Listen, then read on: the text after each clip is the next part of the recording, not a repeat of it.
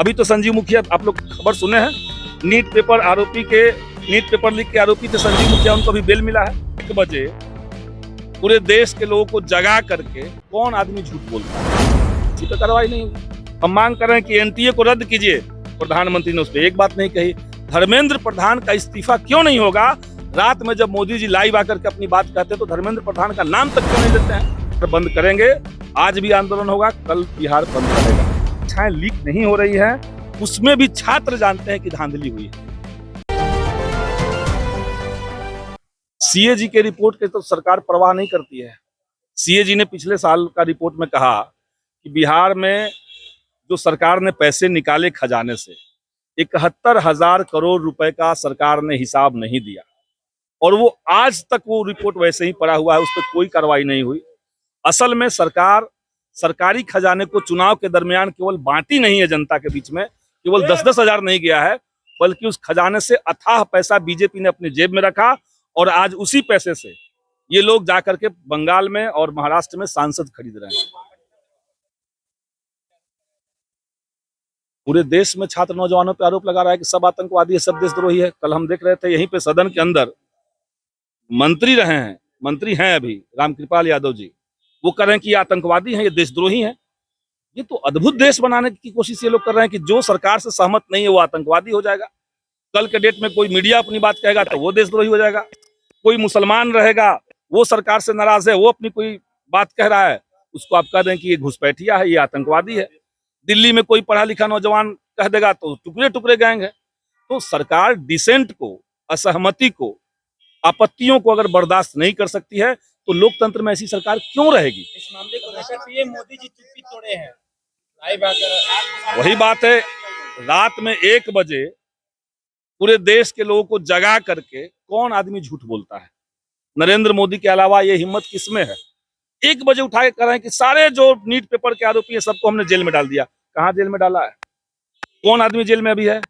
अभी तो संजीव मुखिया, आप लोग खबर सुने हैं, नीट पेपर लीक के आरोपी थे संजीव मुखिया, उनको अभी बेल मिला है। तो सीबीआई आपका क्लीन चिट देते जा रही है लोगों को, पुलिस जो है वो कुछ कर नहीं रही है। और 152 कहाँ कोई कार्रवाई कह रहे हैं ना, तो आप मीडिया हैं, आपका काम है जानना कि कितने लोगों पे कार्रवाई हुई है। किसी पे कार्रवाई नहीं हुई। हम मांग कर रहे हैं कि एनटीए को रद्द कीजिए। प्रधानमंत्री ने उस पर एक बात नहीं कही। धर्मेंद्र प्रधान का इस्तीफा क्यों नहीं होगा? रात में जब मोदी जी लाइव आकर के अपनी बात कहते हैं तो धर्मेंद्र प्रधान का नाम तक क्यों नहीं लेते हैं? दिल्ली में हजारों छात्रों के ऊपर बर्बर लाठीचार्ज हुआ, हर दिन नए नए फुटेज आ रहे हैं उसी आंदोलन के। आप बताइए, एक शब्द भी प्रधानमंत्री ने दुख व्यक्त किया क्या? हमारे देश के नौजवान, देश के बच्चे, देश के भविष्य, उनके साथ ये व्यवहार हो रहा है, और देश का प्रधानमंत्री रात में आकर के झूठ बोल रहा है और ये तक नहीं कर रहा कि हमें अफसोस है कि बच्चों के साथ इस तरह का व्यवहार किया गया। हम लोग बिहार बंद करेंगे, आज भी आंदोलन होगा, कल बिहार बंद रहेगा।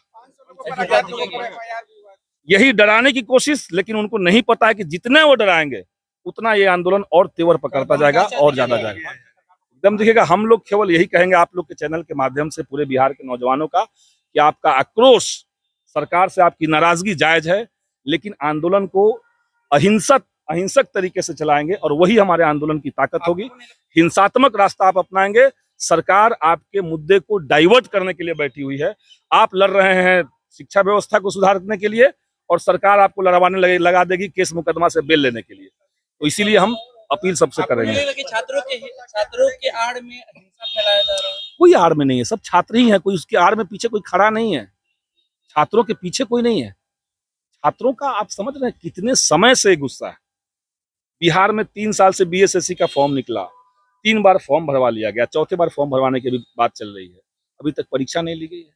टीआरई 4 के लिए आप 3 साल से बच्चों को टहला रहे हैं। बिहार में सिपाही भर्ती की परीक्षा होती है, एक सिंगल पारदर्शिता उस सिपाही भर्ती परीक्षा में नहीं है, कोई पारदर्शिता है ही नहीं। न तो वहां पे बच्चों को एमआर सीट मिलती है, स्टूडेंट कॉपी नहीं मिलती है, न तो एग्जामिनेशन का कट ऑफ आता है, न तो कैटेगरी आता है, न तो आपका मार्क्स आपको दिखाया जाता है। तो कैसी व्यवस्था आप बनाए हुए हैं? जो परीक्षाएं लीक नहीं हो रही है उसमें भी छात्र जानते हैं कि धांधली हुई है, ये सब लोग जान रहे हैं। इसलिए आक्रोश बहुत पुराना है। आप ये मत कहिए कि पीछे से कोई लगा हुआ है। ये नया जनरेशन है, इस जनरेशन को हर समय कोई उंगली धरा करके चला नहीं सकता। ये क्रिएटिव जनरेशन है और इसको अपने भविष्य की चिंता है, इसलिए छात्र सड़क पे हैं। गोल, जहां 28 वर्षों के सफर में 18,000 से भी अधिक छात्रों ने डॉक्टर एवं इंजीनियर बनकर सफलता की ऊंची उड़ान भरे है, जहां साधारण छात्र भी बिहार एवं झारखंड टॉपर बनकर बड़ा इतिहास बना रहे हैं। दूरदर्शी शिक्षाविद श्री विपिन सिंह के मार्गदर्शन में मेडिकल एवं इंजीनियरिंग के लाखों छात्रों के लिए आशा की किरण के रूप में गोल, द रिजल्ट फैक्ट्री